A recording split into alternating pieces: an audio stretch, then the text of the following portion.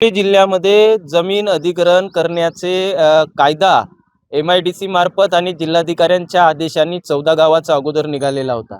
त्यावेळेस सुद्धा शेतकरी प्रचंड मोठ्या संख्येने कलेक्टर साहेबांकडे आले, त्यांना जाब विचारला। त्यांनी आम्हाला सांगितलं की अशा कोणत्याही पद्धतीने आम्ही शेतकऱ्यांशी चर्चा केल्याशिवाय अधिग्रहण करणार नाही।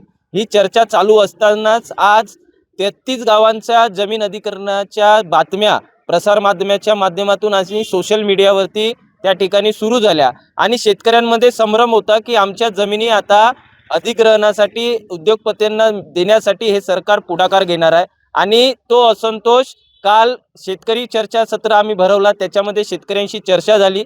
आज आम्ही जिल्हाधिकारी कार्यालयामध्ये सन्माननीय विजयभाऊ वडेट्टीवार यांच्या सोबतीने या ठिकाणी आलो आणि जिल्हाधिकाऱ्यांना विचारणा केली की अशा पद्धतीने जर शेतकऱ्यांच्या जमीन अधिग्रहण होणार असतील तर याच्यासाठी काँग्रेस पक्ष रस्त्यावर उतरेल आणि शेतकऱ्यांच्या जमिनी आम्ही जाऊ देणार नाही।